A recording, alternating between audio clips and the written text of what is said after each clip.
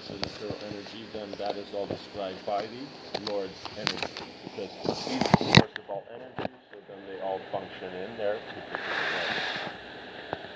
Although Krishna was so pleased with Vasudeva and Devaki, they descended as the sun. They could not enjoy Krishna's magnanimous childish passions, which are so great, and simply chanting about them vanquishes the contamination of the material world. Nanda Maharaj and Jashoda, however, enjoyed these pastimes fully, and therefore their position is always better than that of Vasudeva and Devaki.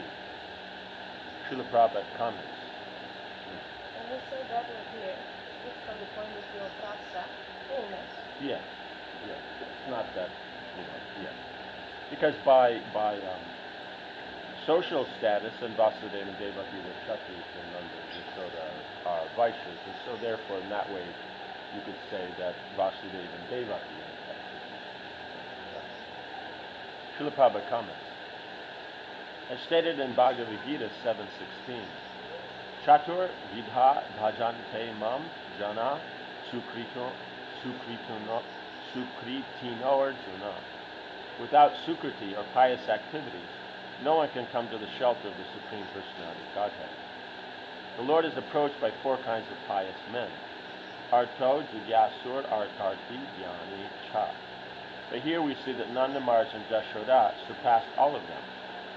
Therefore, Parikshit Maharaj naturally inquired, what kind of pious activities did they perform in their past lives by which they achieved such a stage of perfection? And so, we're discussing piety, we mean what is appropriate action, proper action, recommended action, action that is given in the Shastra.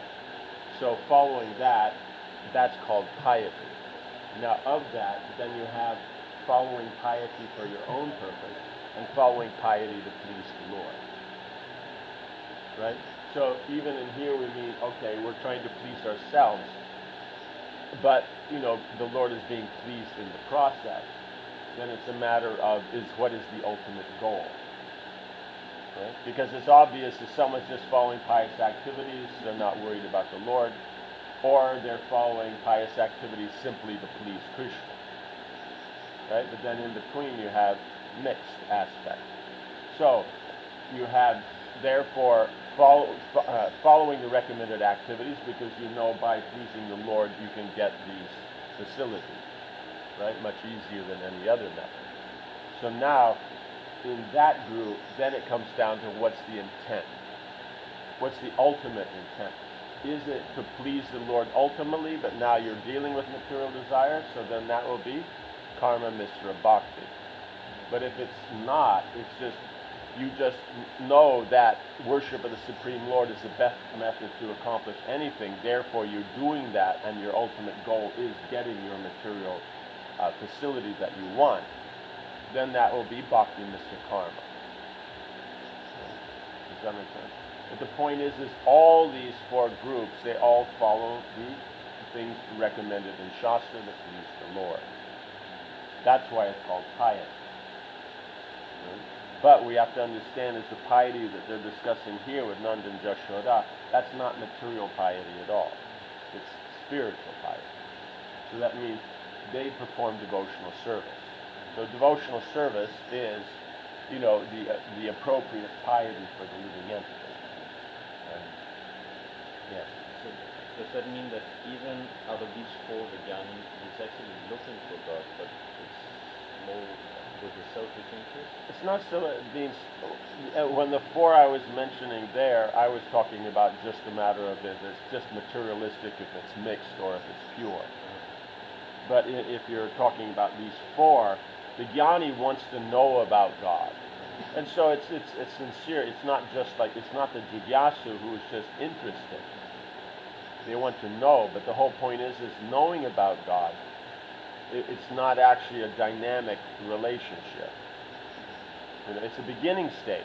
It's a good stage. Just like you meet a person, and so you deal in the proper formal ways and all this and that.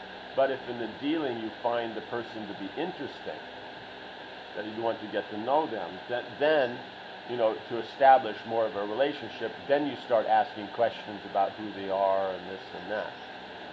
You understand? Yes. But that's still not the relationship. The relationship is not what are you going to do on that platform.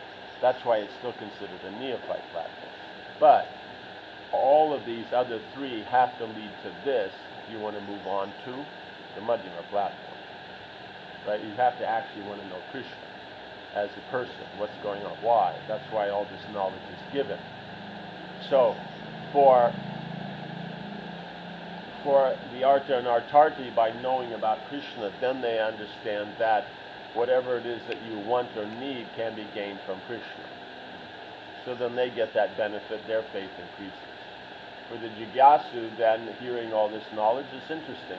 It's new stuff, so they want to hear it.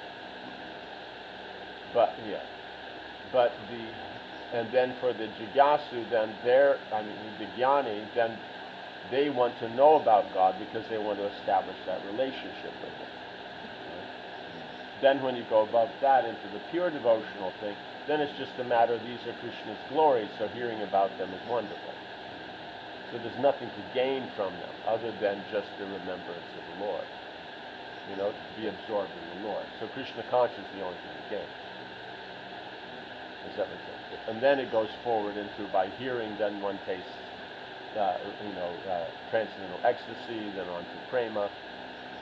So it's just the natural progression that is there. So that's what's so perfect about the devotional system. You don't have to change it. It works for everybody in all times, places, and circumstances. That's why when you use something else other than that, then you're using something that's from the conditioned nature, and the conditioned nature is very specific, right? Let us say we have this nice, natural environment, okay? And in that environment, then there's so many living entities living. Now we go there and change something. Well, we put a dam there, or we cut down the trees, or, people move in and, make some housing projects. So it changes then the quality of the life there, so therefore it changes the living entities' ability to live there. Does that make sense? So that's how it is everywhere. We have the ability, we can live here on Earth. We can't go somewhere else. Does that make sense? The fish live in the water, the birds are comfortable in the air. Right? You never hear of a bird having vertigo. Right? It just doesn't happen. Right? So that's the whole thing. Everybody has this place, so they're very specific. Some may be a little more wide-ranging than others, but they're still within a conditioned context because they are the results of your piety of works performed. Out of so much work you could do, you perform certain work. You can't in one life perform all the work. Therefore, you get specific results. Does that make sense? So then to apply those as a way to make a universal formula, like the physicists are always trying to figure out that universal formula, so how everything works and how that, So different people in the economic, what's the universal economic, what's the universal political, what's the universal intellectual, what's the universal social. All these things, then they try to work out that this is the thing. But we see as all of these things change. They get old. That people want to do something different. Right? Something happens, fashion comes up, everybody starts doing it or wearing it or speaking like that, and it's all the rage. But then after some time, depending upon how less or more sophisticated it is, then it lasts for a bit longer. But at some point it changes and it's no longer used. So that's the whole thing, is that the material, all of the solutions in that, they're for a very specific situation. Therefore you are brahmachari, then you move to grihastha, then you move to vanaprastha, then like this. So it's specific for this situation. You get up in the morning, you take your bath, right? If you're sitting in the office and that, you don't take your bath there, right?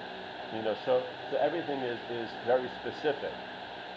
But we see as devotional service is so perfect that because it's addressing the soul, it does not have. So hearing and chanting and remembering Krishna, those things can be done under any circumstance. In fact, the other processes of devotion, the 9 processes, they're just basically expansions and combinations of those. Does that make sense? So the point is by chanting you hear, by chanting you remember. So then even of these three, chanting is the most important.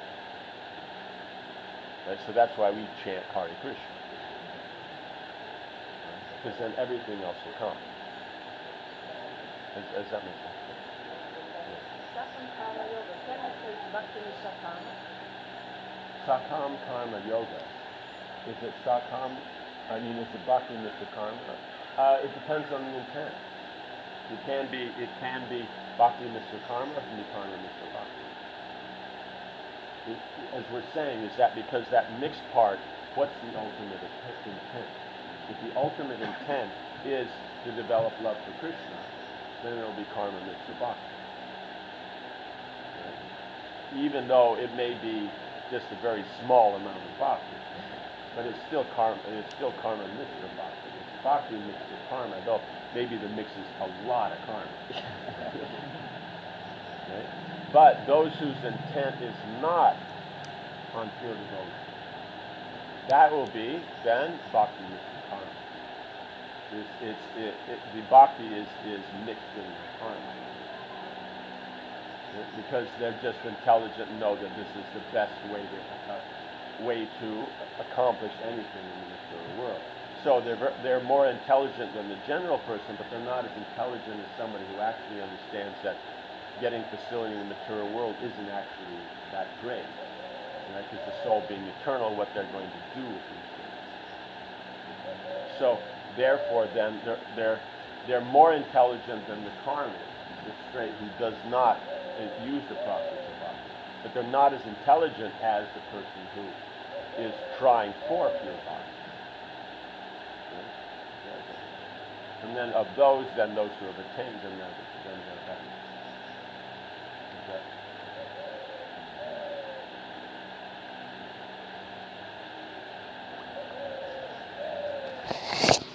Of course,